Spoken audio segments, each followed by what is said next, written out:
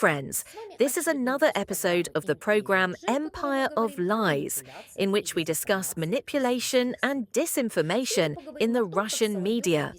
The world on the front lines. How Solovyov explains to Europe that Russia's victory has already been confidence reigns once again on Russian television. The special operation is proceeding according to plan. Moscow and Washington have reached an understanding, and Europe has understood everything. It's just keeping quiet. In the latest episode of Vladimir Solovyov's program, the worldview is laid out with astonishing clarity. Russia is the victor, America is a partner ready for dialogue, Ukraine is a pawn, and the European Union is a powerless bureaucracy hindering the new order. But if you listen not to the tone but to the meaning, what you're hearing is not a conversation about peace, but its opposite, a plan to cement war as the new norm. 1.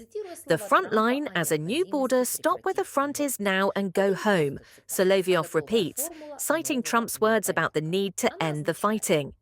This isn't just a quote, but a ready-made formula for a new world order.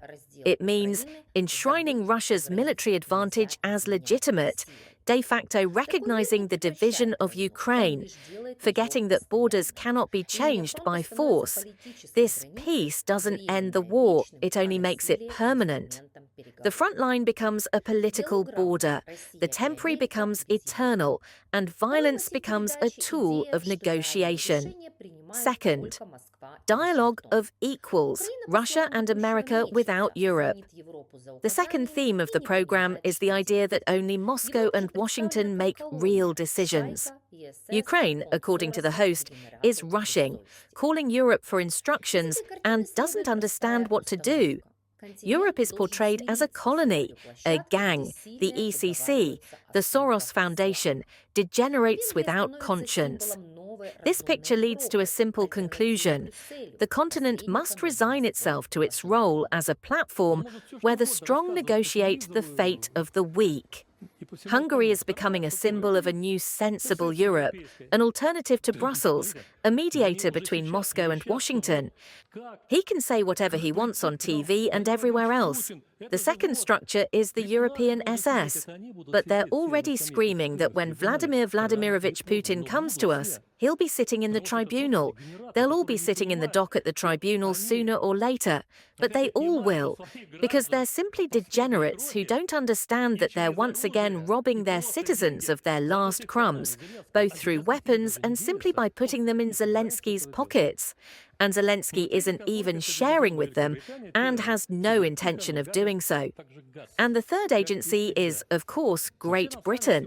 They're sitting quietly, but they're wreaking havoc just as vilely as ever. In general, we need to wait today. Perhaps we don't need to wait anymore. It's begun. This is an absolutely rabid information operation aimed at disrupting the Budapest summit itself. 3. The common understanding between Moscow and Trump Solovyev devotes special attention to the supposed new understanding between Russia and the United States. He lists 3 points of convergence. 1. Avoid nuclear war. 2. Shared contempt for European bureaucracy. 3. Cooperate in economics, energy, the Arctic, rare earth metals. These points sound like the Kremlin's dream.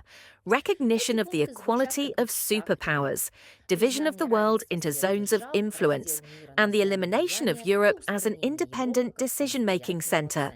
Paradoxically, under the slogan "Avoid War," Russia is proposing a return to the formula that makes this war perpetual, the geopolitical barter of territories and interests.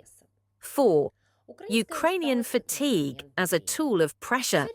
Solovyev's entire rhetoric is built around the idea Ukraine is exhausted, Europe is deceived, and the West is tired. Hence the moral, there's no need to continue, it's time to negotiate. But negotiate on whose terms? By force. This isn't a peace agenda, but the language of coercion into capitulation. Moscow makes no secret of the fact that time is its main weapon. While Europe argues and tires, Russia consolidates its gains and turns the pause into victory. Thus, a new type of pressure is born, not through threats, but through fatigue. And if the West succumbs to this, the next war will begin not in the East, but closer to the center of Europe. You've been on the program Empire of Lies. See you soon.